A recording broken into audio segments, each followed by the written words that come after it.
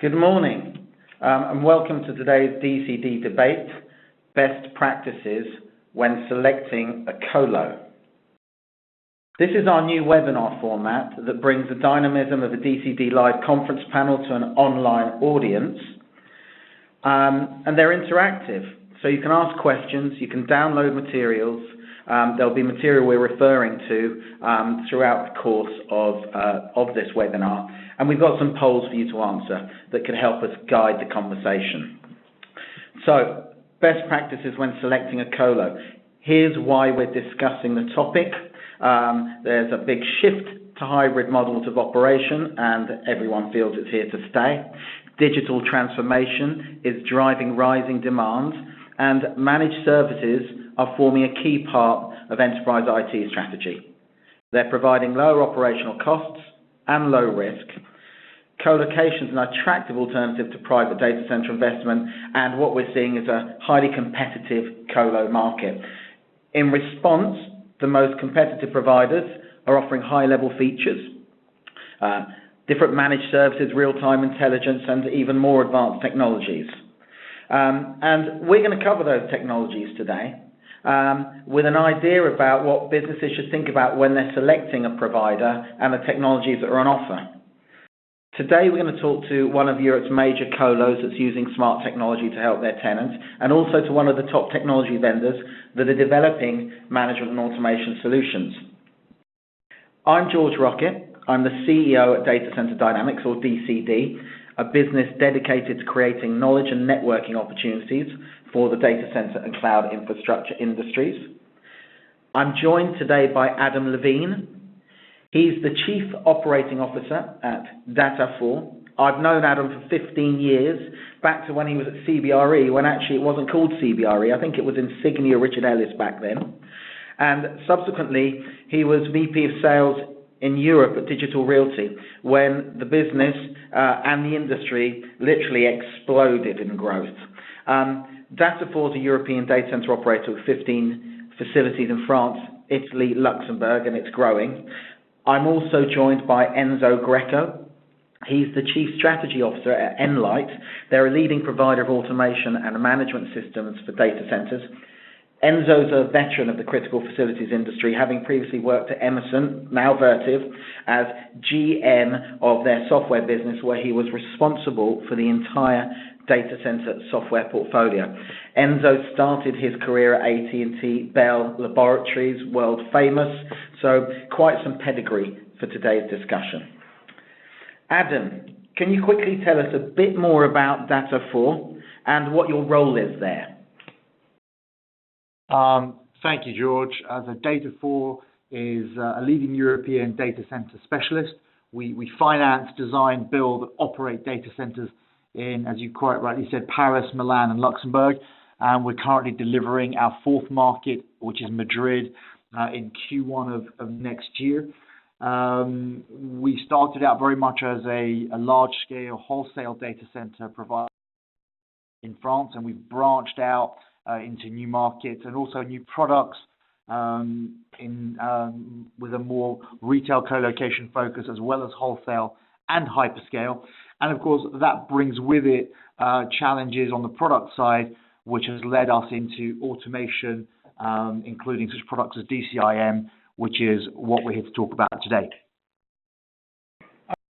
Enzo, can you do the same? Tell us a bit more about Enlight and what your role is there. Yes, I'd be delighted to, George, and certainly my thanks for the invitation for today's call and for everyone on the call. So data centers are an interesting environment. They're certainly a complex environment, and they benefit from being run well, yet there are a lot of moving pieces in a data center, and what we provide is the software and the expertise to manage that data center best, from the critical infrastructure up to the virtualization itself. And as data centers become ever more important to businesses, as they grow in scale, as they become ever more complex, we provide the solutions to manage that scale and complexity. And we are one of the top providers in that very good business. So it is a pleasure to be here, and I look forward to this discussion. Excellent. Thank you both. So before we get into the discussion proper, I'd like to remind all of our audience that we've got a resources widget on the control panel screen. You can download some of the materials from there. We've got a recent research report commissioned by Data4. It's called Smart Data Centers for Next Generation Colo, and it's rather a good read. We're going to be referring to that in the discussion.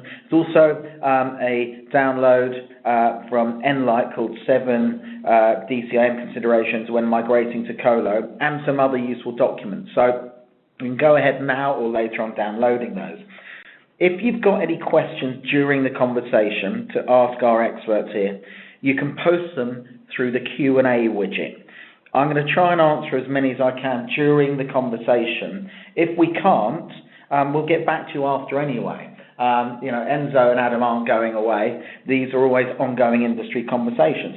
Now, the first poll question that we've got to get a feel for who's on today's webinar, it's posted up there. It's, are you using DCIM within your data center environment? We want to hear from colo operators, enterprises, and those of you saying whether you're not using DCIM in any form at the moment. We'll get into that conversation later, but I think it's time to kick off now with what we want to talk about today. So you can't have a conversation about colo without understanding what's going on in the colo market. You can see here we've got some key topics today that we're going to go through. So the next chart I'm going to put up on screen is from the 451 Research Data Center Monitor. It shows compound annual growth rate of 8.1% through to 2023 for the colo industry globally. Enterprise is much slower at 2.5% because we know many workloads are moving to cloud and co-location. These are pretty good numbers. In my job, I get to see numbers all day long, and I've seen a number looking at this growth rate. Adam, what can you tell me about the growth that you're seeing within the sector, especially across Europe? Yeah, so there's been a logical wave of growth in the tier T1. Let me get my maths down. The tier T1 markets for a more classic type of co-location, so especially space and power. But as we've seen more content move to the edge, and when I say move to the edge, I'm talking about both content being pushed towards the edge, but also content created at the edge with such advents as IoT, smart cars. There is a greater need for automation. And that's what we're here to really to discuss today as well is what's driving a lot of the growth in this sector, and how is the sector adapting to meet their customer requirements.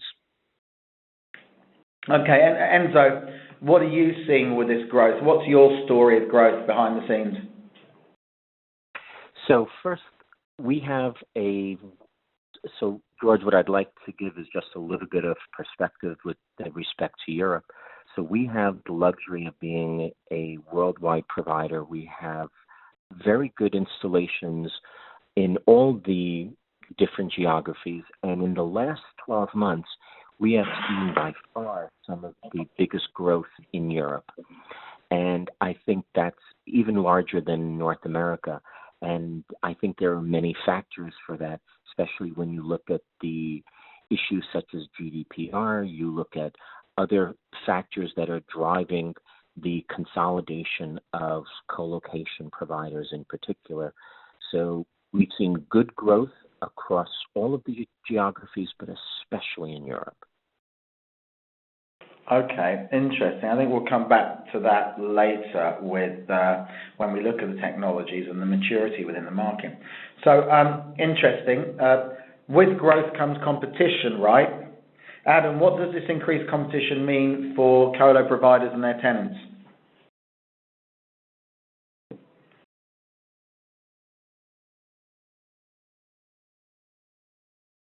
Have we lost Adam temporarily there? No, I'm here. Sorry, I was just on mute. Sorry, user error. Yeah, no. So Just saying there, what does the increased competition mean for you as a colo provider and for your tenants? Yeah, George, when I'm on mute, I can still hear you.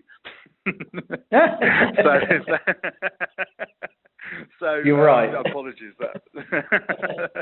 So yeah, as always, competition. I mean, as usually is the case anyway.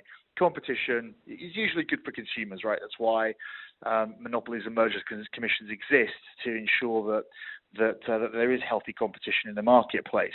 And what this competition is doing today in the market is that it means that owner-operators like ourselves, we're not just having to provide value and quality in a core, but an increasingly commoditized product, but we need to create and innovate and differentiate so that we can show that there are differentiators between competitors, and also we need to meet these accelerating demands from our customers. And those customers are increasingly demanding for more transparency and more automation. And so, the beauty of all that is that actually it benefits everybody. It benefits the customers, but it also benefits us as operators, because increased transparency and automation, it means also creating better traceability of operations. It means that it's easier for us to be compliant and to get certification. What we've noticed is that in previous years, certification was something that was quite manual. There'd be a lot of information gathering and a lot of man hours doing that. But this increased transparency and automation that's been required by our customer base is actually benefiting our own core business as well. Okay, that's interesting. Enzo, what does it mean for technology vendors like you? You alluded to it before that you're seeing growth in the colo area, but the increased competition, I'm guessing it's good for business. It's good for business, and I think most importantly, it's good for the end user. They are getting ever more value for their investment. And I think George hit it right on. In the market, as with any market that has many different providers, you are seeing ever more innovation. You are seeing ever more efficiency. And I think what is interesting about this market, and I know Adam will be alluding to this in a bit, but you are getting the colocation providers going into adjacent markets, offering ever more features as a way of differentiation and as a way of delivering more value to their customers. And we are getting certainly requirements for addressing some of those additional features that colocation providers are requiring, such as remote management and automation, exactly as Adam just said. Okay, just out of interest, Enzo, what percentage of Enlight's install base is colo? Can you tell us, or is that a closely guarded secret? No, it's about a quarter of our installed base are colocation providers, fairly evenly split worldwide. But as I said before, we've seen more growth in Europe than in other regions over the last 12 months. Okay. So we've established growth. Now, interestingly, the word hybrid IT is a big industry buzzword. It certainly is at DCD conferences and in our magazines, but there's often quite a lot of ambiguity around the term. The definition depends on who you're talking to within the stack. As with many things, I think, like with cloud and like with edge, we've got a slide up there that's just kind of like covering some of the market, where the market is in terms of their move towards hybrid. So just something out there of interest if it's coming from the white paper that I alluded to before. So with this ambiguity, Adam, can you explain hybrid IT in the context of today's discussion, or in the context of Data4, please? Sure, and I think you're absolutely right, George. It's one of those words where. Can you hear me? Okay. Yeah, perfectly. Okay, great. It's one of those words where there has been a lot of ambiguity around it, and I think for the the benefit of this conversation, what I would say is we should define hybrid IT as having interconnected on-premises and cloud applications. True hybrid IT solutions should seamlessly and simultaneously use both dedicated and public resources. So I'll give you an example. If you're using Salesforce for market analytics, and that is pulling source data from various on-premises databases, that for me is the true definition of hybrid IT. Anything to add there, Enzo? Sure. If you look at Adam just hit a key point, which is the ability to use resources regardless of where they may sit. And customers have ever more options. And they certainly have on-premise resources. They have premise in perhaps a colocation facility. They have resources in the cloud. They have resources as a service. And hybrid IT is managing all of those different resources in a cohesive fabric. And some customers certainly do it better than others, and some of the technology providers are leading the curve. And for the customers, though, hybrid IT is both a great opportunity, and I think where the market is right now, it's one of the biggest challenges that end users face. Hi, Adam. Sorry there, I was having an issue with the mute button as well. Gee, I'm not used to being mute. So Enzo left off there about the challenges. You're the end user as a colo provider, but also you're the direct connection to the end user enterprise clients we're talking about. What challenges are your customers facing today that are running hybrid IT portfolios with you? Yeah, thank you. So good question, and I would say that there are three key areas where our customers are really challenged. The first is the in-house skill sets, and it comes back to what we were saying earlier.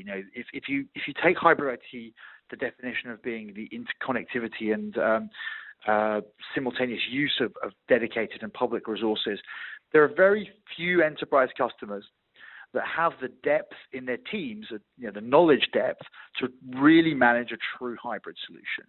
And so what we're seeing that this is actually driving a number of enterprises back into the arms of some systems integrators, give IBM, Atos, Accenture, to manage the migration and then the ongoing hybrid environments. And the irony is, of course, is that a number of these enterprises have in the past moved away from those systems integrators and managed their outsourced co-location facilities themselves. And of course, this is a sort of back to the future scenario. So that's the first interesting challenge and call it unintended consequence we're seeing of that. The second is the quality of connectivity.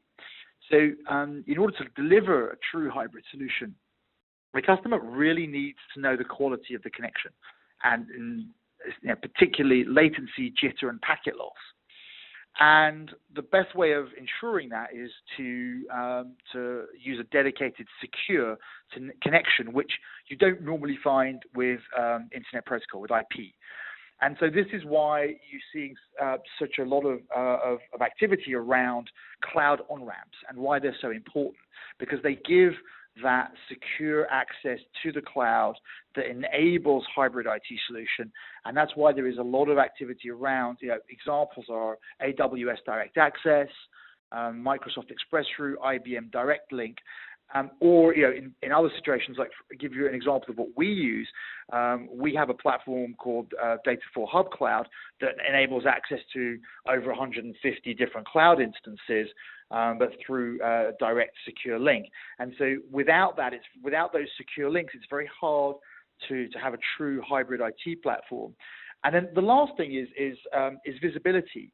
Your capacity planning in hybrid is key. There's no point going to the expense and hassle of having a hybrid solution if you can't view and manage workloads and the distribution of those workloads.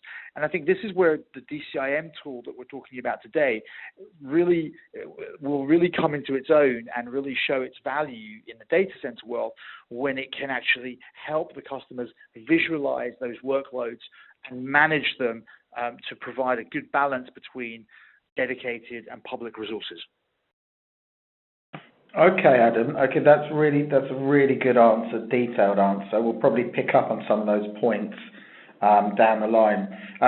Enzo, what are the technology challenges? I guess the technology and the skill set challenges, because we're going to talk a lot about the technology later, but overall, what are the challenges of moving to hybrid?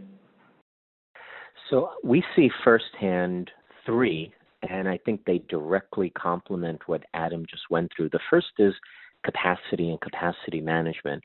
Customers, the end users, have ever more computing platforms, in-house, cloud, colo, as a service, and it's really hard to manage the capacity, knowing just how much subscription you need from AWS as an example. So certainly one of the first is capacity. The second is virtualization placement, so workload placement. I have these workloads. They're the basic unit of management of my applications. Where do I place those workloads optimally? The different platforms that I have, each have different characteristics in cost, in security, in flexibility. And I think we all would understand that many customers have ever more platforms to run their workloads, but they're increasingly not placing the workloads in the right place. So that's the second. And the third is DevOps. So there are a lot of great tools in the marketplace that customers have used forever to develop their applications, to deploy their applications, to manage their applications. And a lot of those tools have not caught up to this hybrid model, to this much richer model. Certainly all the providers are trying to get there, but at this point in the marketplace for the end users, that's one of the biggest challenges, the whole DevOps piece of deploying and managing the applications in an ever richer fabric. Okay, so it's interesting. We've got this shifting skills matrix that's going on, right? You've got companies that for years have run their own data centers on-premise with the engineering skill sets and the IT skill sets for that, and now they're moving outside and they need different skills, and there's trouble there. That's understandable. I want to move on now to a discussion about technology. We wanted to talk about the importance of data center infrastructure management and automation in all of this. I'm pretty sure that most people on today's webinar know what DCIM is, but it's always good to build the discussion from the ground up. And seeing as we've got you on the line, Enzo, you're one of the early pioneers of this technology. I'm just going to put a slide up, which is a maturity model, again from one of the white papers. Enzo, can you give us what DCIM is now, please? Just tell us. Sure. So DCIM is the tools and the processes to manage the different assets within the data center, from the critical infrastructure up through the IT computing environment up to the applications themselves. And DCIM provides pretty much the complete lifecycle management for those different assets.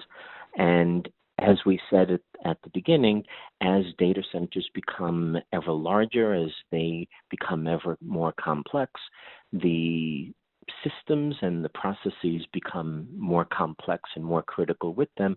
And that's where DCIM tools have been proving themselves of late in providing both the management as well as the optimization required for these data centers. And that's pretty much the state of the art for DCIM tools, and where we see them going is ever higher in the stack into virtualization and workload management. Okay. We had a call. Look, we speak quite often at events, and obviously, trying to prep for this, we had a call for this webinar, and there was an interesting thing. Can you also tell us what it's not? Because on today's call, we're talking about colo providers and enterprise operators. And the word building management system came up in a previous conversation. Can you tell us what DCIM is not in this context? So I will certainly volunteer this first. I'm sure Adam, as the end user, will have some more detail. BMS is very much exactly what it sounds like. It is very much tied to the building. And what is interesting in the marketplace is there is increasingly overlap and integration between BMS systems and DCIM. So nearly every building type has a kind of BMS. So if you look at an office building, there is often a BMS of some sort, managing cooling, managing security, and so forth. And what is interesting about data centers is data centers are certainly a building. However, they are more complex than other kinds of buildings. Data centers are certainly dependent and affected by the dynamic workloads and applications and systems that run within the building. So what we are seeing in the marketplace is an ever more blurring of DCIM and BMS systems. In fact, the best data centers have very tight integration between those systems. And I don't think DCIM ever has aspirations of becoming a BMS, but I think DCIM certainly needs to integrate with different BMS systems, and the same is true in reverse. BMS certainly benefits when they have the information and the dynamic management that a DCIM system provides. And in the marketplace, we are seeing these two systems required to be very tightly integrated. And in fact, that is a very large part of our effort and investment as a company. Okay. I think it's clear, it's important to delineate these things for purposes of the conversation. Now, I've got the maturity model back on the screen. I just want to finish off with you on this end. Can you just talk us a bit through the maturity model and where most customers are? So most customers are at, and again, I think it would be great to get Adam's perspective on this as the end user, but many customers are at that automation step. So they are at the phase where they certainly benefit from automation. They benefit from having the processes around it, the processes for all the different systems that they may have, and not just automating, but optimizing those processes. One of the biggest drivers for that automation is, again, the scale that Adam mentioned at the beginning, but it's also the fabric that customers have. So they don't have these dedicated, customers have more than just one large dedicated facility. I think Adam made a very good point at the beginning of Edge. So now you don't have suddenly a single data center. You have many widely geographically dispersed facilities. You cannot manage those without automation. And I think where most customers are is exactly at that automation phase because they need to be. Adam, as one of the end users, I think you'll have some unique perspective on this maturity model. Yeah, thanks. Do you want me to chip in, George, or did you want to? No, absolutely. I was going to ask it, but you talk, my question is, how are the colos deploying this? But yeah, you go ahead. Thanks, Enzo. So I think just sort of come back to, I think everybody has their own definition of what DCIM is and where its place in the market is. And just to sort of come back a couple of questions and just sort of chip in my 2 cents. I think that what DCIM is and where it differentiates itself from something like a BMS or a more manual monitoring system is that it's the tool that we will use going forward to virtualize the physical infrastructure. Yeah, and if you look at the evolution of compute, right, over the years, we virtualized compute to make it more efficient, to ensure that resources were efficiently used and optimized, and we did that through VMware, through hypervisors, and now it would seem completely abhorrent to be dedicating a server to a particular type of software or platform. Then the next thing to go was storage, then networks, which became, we had software-defined networks, and all of that was around virtualizing and optimizing the physical layer of those parts of the industry. And the logical next step is virtualizing the physical facilities, and I think that's where what DCIM brings to the table, and that's certainly how we view it. With regards to the maturity level, the maturity matrix, I absolutely agree with Enzo. That we're kind of entering into, probably fairly ensconced in the level 3, which is the automation proactive phase, whereby the DCIM is becoming integrated at the facility level, and we're starting to use that to do better predictive maintenance, to start to predict behavior of certain individual components within the facility, and really, we're well on our way to the next level, which is the integration of the facility with the customer's own physical servers, and then being able to then visualize their actual workload. Okay, interesting. So we're kind of like going back to today's title, Adam and Enzo. What are the best practices when selecting a colo?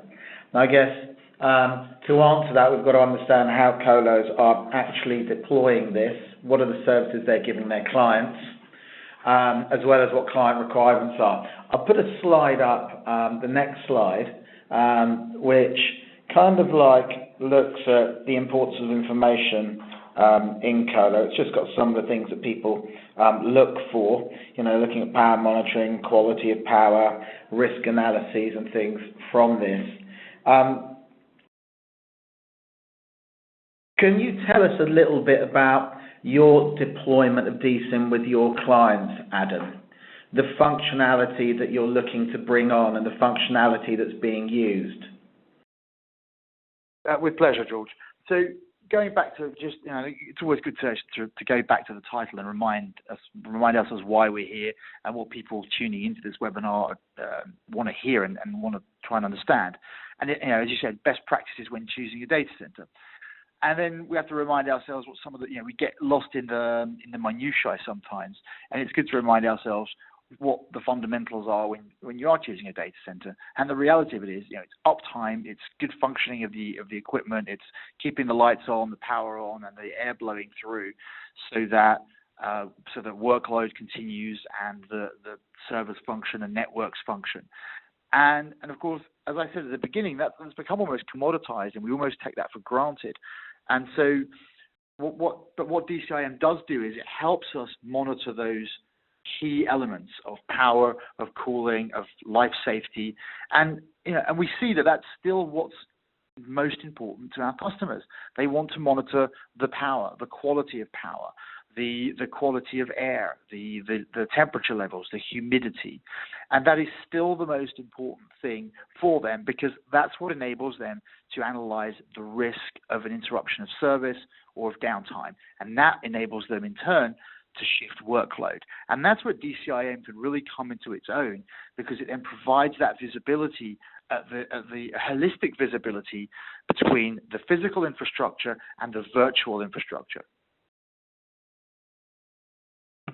Okay, I can see that. Now, Enzo Enlight did a paper a while ago, an interesting read, which is, let's bring it up on my screen, 7 DCIM considerations when migrating to Colo.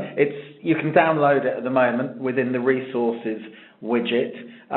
Can you tell us about the considerations that you found out from your clients? Because that's not directly linked to the Colo. This is you speaking with your clients about what they need to know. Sure. So without giving away the punchline of that white paper, and without going through all 7 of them, I think that underlying it is a very important factor, which we've alluded to several times already in this webinar, which is a co-location facility for many customers, and this ties in the hybrid discussion that we've had, is an extension of their own facilities.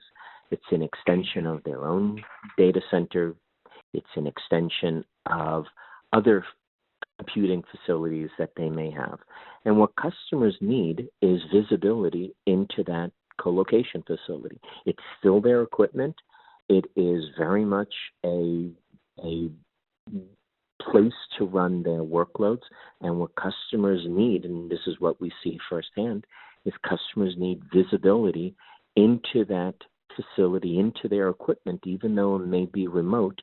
And as Adam said, it's that visibility, it's that virtualization of both the space and of the computing facility that is where we are seeing the features for colocation providers that are being required most by end users. Again, I will emphasize, many customers view colocation facilities as an extension of their own facilities, and they need visibility and management to manage all of that infrastructure as one. Enzo, I completely agree and I completely concur. And in fact, what I would say is that one of the things that automation has done and is doing is it can actually help a customer overcome some potentially initial reluctance that they may have to outsource their infrastructure, because by giving them that visibility, it gives them a level of security and a level of comfort that they may not otherwise have had. And so that's definitely something that's definitely an advantage that we see, and why we use your products and your solutions. That's something that we have definitely seen, and it's definitely an advantage when we're talking to our enterprise customers. Yeah. So, Adam, I mean, some colos might feel, because not all colos are there, right? Some colos might feel they're creating a rod for their own back. When we start looking at SLAs, for years it was always a question of, well, really, how do you enforce an SLA with your colo provider? How do you see that from an SLA management perspective?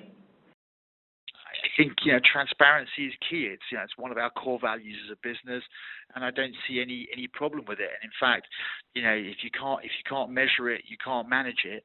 Coming back to what I said earlier about how it gives us visibility at the infrastructure level, and it helps us manage the physical infrastructure. But the next step is it also helps us manage the environmental footprint of the data center. So we go beyond that sort of basic power, cooling, fire, life safety, monitoring and managing. And we go into the next level, which is how do we now optimize the use of that to ensure that we're getting better PUEs, better WEs, better use of our own physical infrastructure. If we can do better predictive maintenance, we can extend the life cycles of our capital infrastructure, which is going to bring our costs down. It's going to mean that we're going to consume fewer batteries, fewer UPSs, and so all of that has an impact on the overall environmental footprint. So I don't see really anything negative with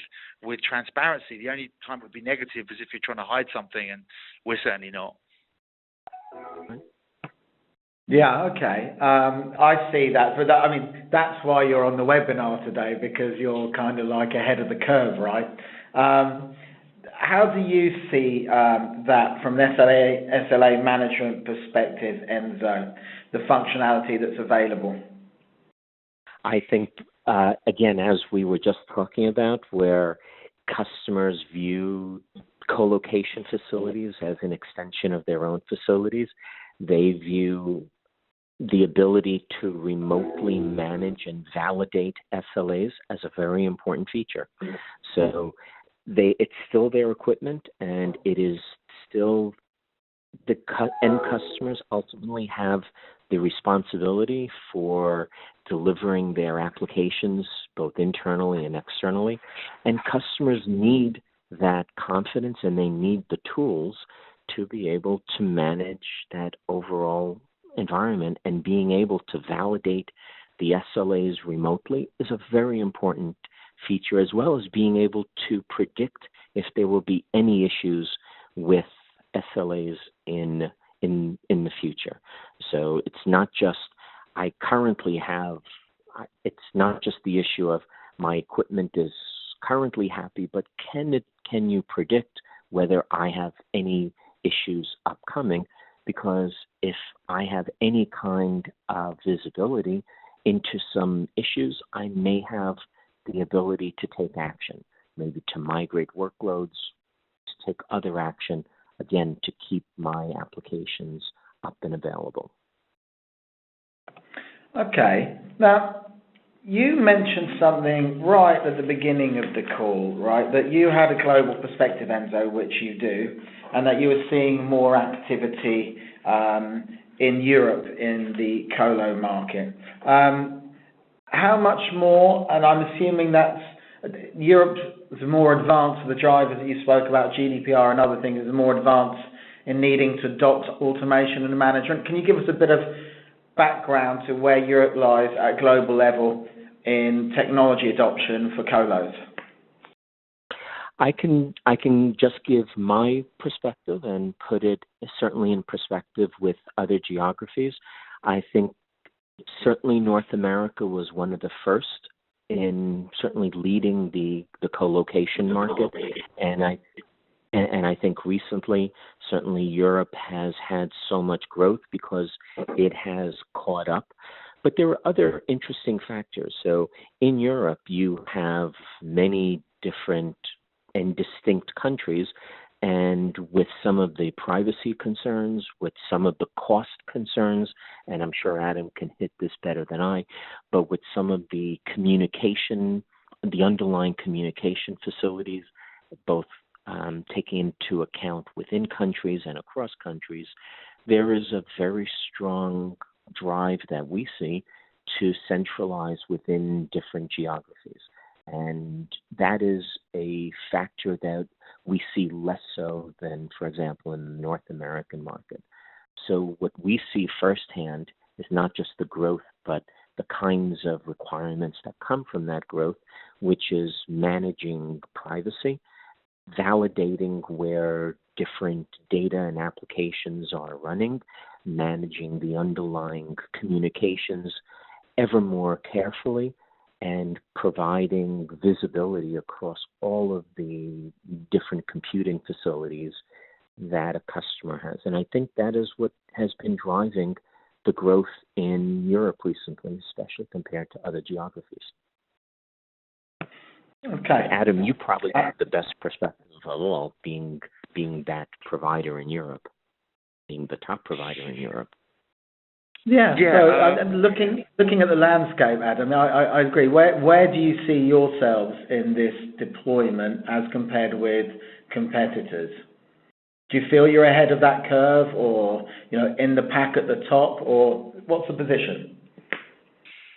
Loaded question, George. Never want to blow my own trumpet too loud.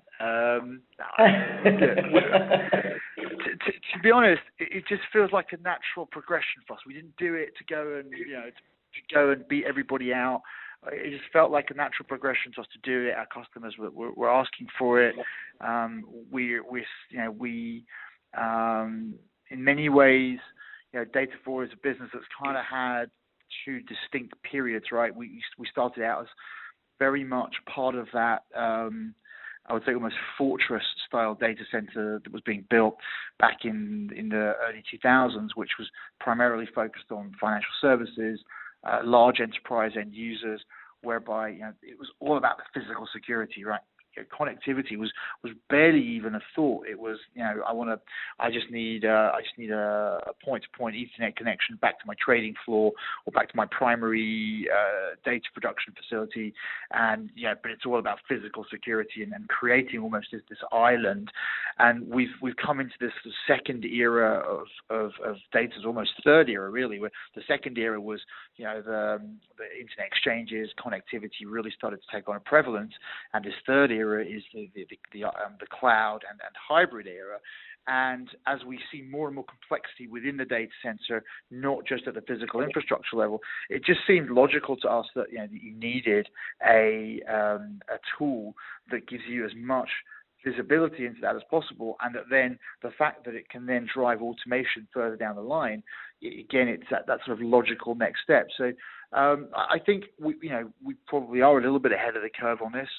One of the things is that we, in some ways, we're smaller than some of the big pan-continental providers, and for them to go and install a retrofit a DCIM solution, it's going to be challenging for them.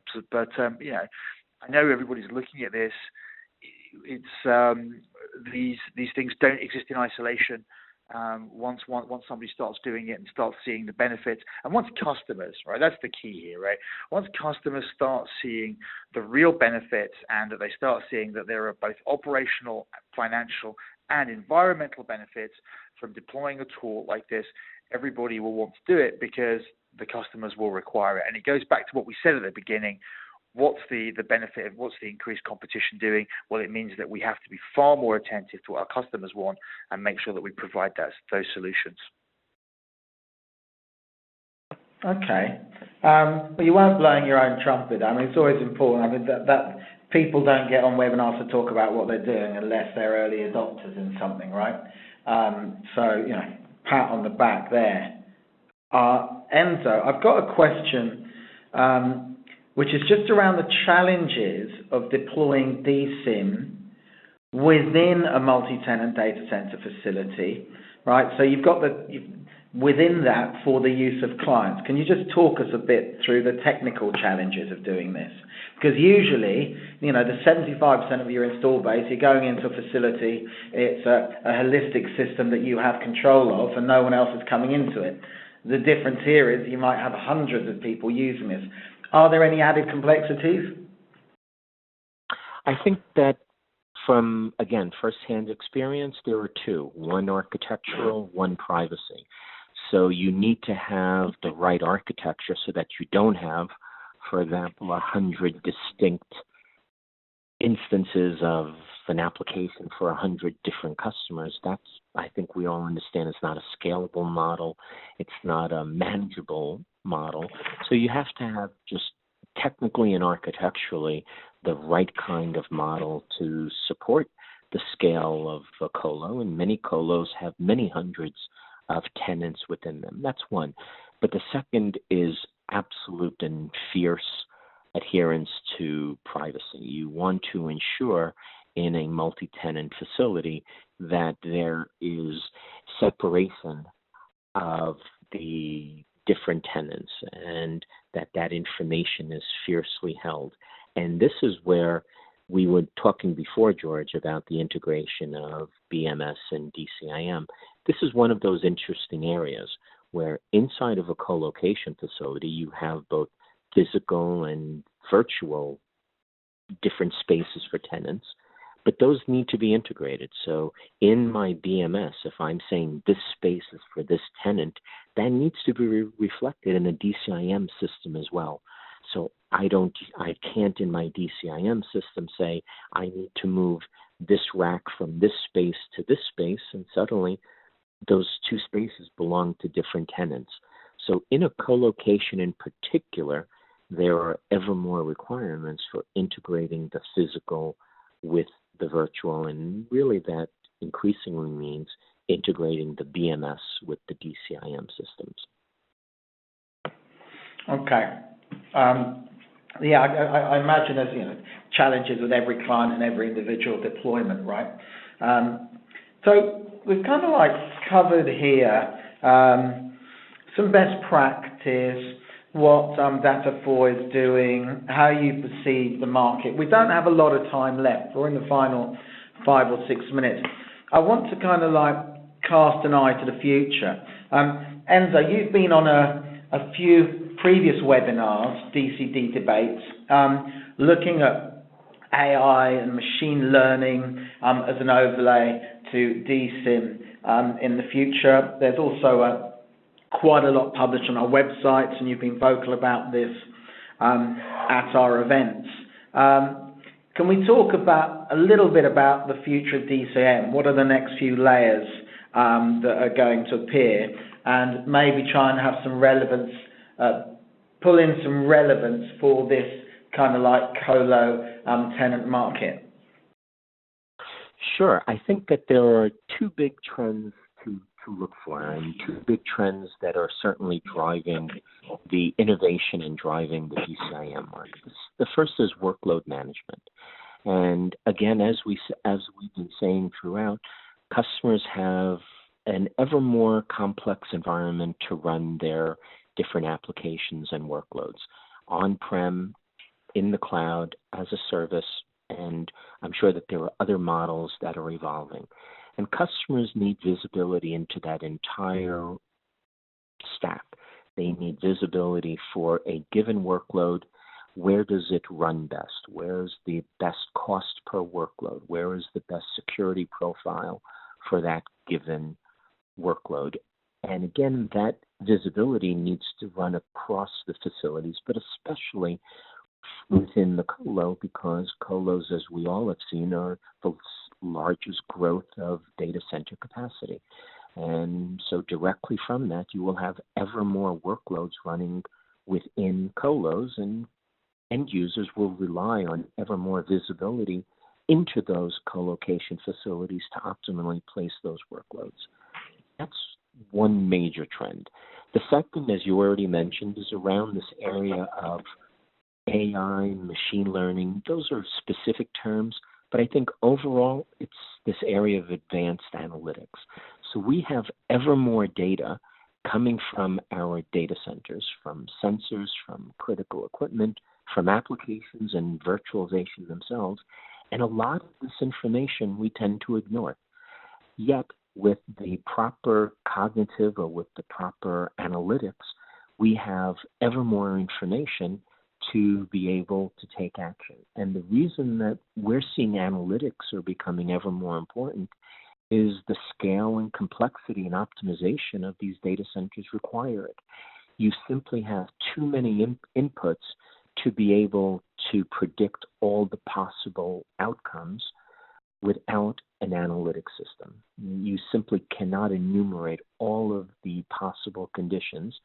And that's a perfect place for AI. And as we've seen both firsthand and anecdotally in the marketplace, data centers are particularly well suited to analytic and cognitive solutions, which is why there's so much chatter and interest in the market about it.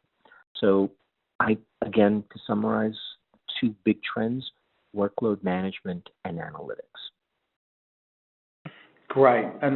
And Adam, looking to the future, you're kind of like adopting these technologies. You must have, a number of a year. You're looking many years forward. What do you see as the future once you've got DCIM-enabled tenants? Where's the next step for a business like Data4? Honestly, I think Enzo's really covered it all.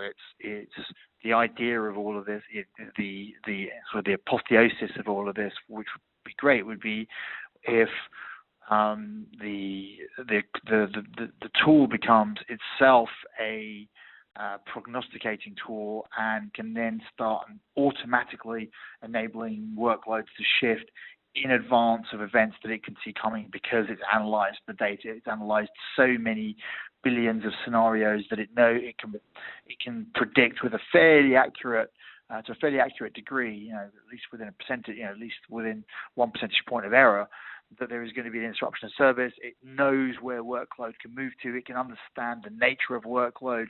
It can do risk analysis. It can shift that workload automatically. And if that, that's really that's really the sort of the utopian scenario. Certainly from where we sit, we're a long way from that, because we sit really at the physical infrastructure layer. But it's really I guess the only limit to this is the imagination of our customers and how they can visualize using this themselves. We'll put this tool in and we'll make it available to our customers, and really it's down to them to now use that, get the most out of it, and to ensure that we can start to explore the limits of the possibilities of this tool. Okay, utopian futures is what we're all about. So not dystopian ones, obviously. Not dystopian. those are the ones that happen, not the ones we dream of. Maybe we can DCIM that, plug that into the world. It's time to close this off. I've really enjoyed the conversation, where it's taken us. There's some highly relevant downloads for those people that are listening that will give a bit more shape to the discussion, fill in between the cracks. And as always, on DCD, on our datacenterdynamics.com website, there's plenty more information about hybrid IT, data center automation, AI. Go mad, go and spend hours. Don't do any more work, just spend hours on our website. It's all there. But to finish off, gentlemen, a closing word from each of you on the subject title. What is your key best practice, 1, 2, or 3 best practices that people should look out for when selecting a colo? Enzo, can I start with you, and then we can finish on the colo? Enzo.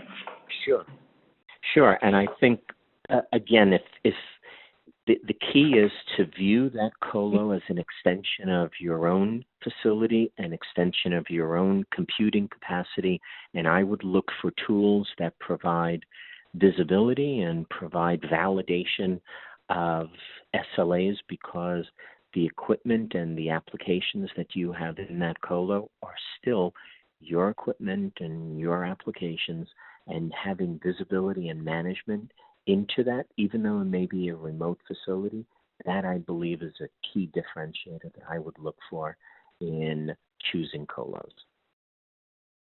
Great. Simply view colo as an extension of your own facility. I mean, it's a simple phrase, but I guess when you think about it, there's a lot more complexity in getting that right. And Adam, final word with you, please. Yeah, it's not very original. It's just an extension of what Enzo said. Look at our data center. Look at a new facility as an extension of your own. And in terms of best practices, look for transparency and visibility, because, as we said earlier, if there's nothing to hide, then any colo provider should be open about giving you access through a DCIM portal into what's going on in the data center, into what's going on in the facility, what's going on in the individual components.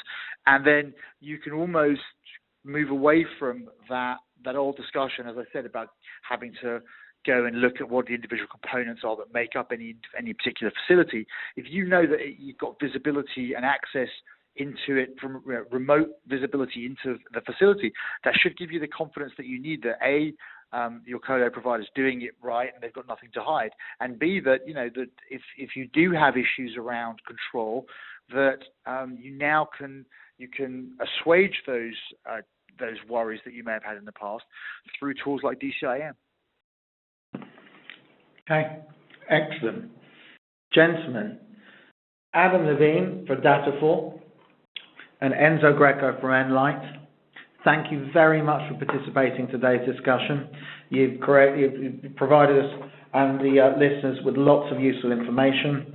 Once again, head to the website if you want follow-ups on this or to dig deeper into the subjects that we've covered today. Thank you from me, George Rocket of Data Center Dynamics, and we'll see you very soon on another webinar or at a conference near you.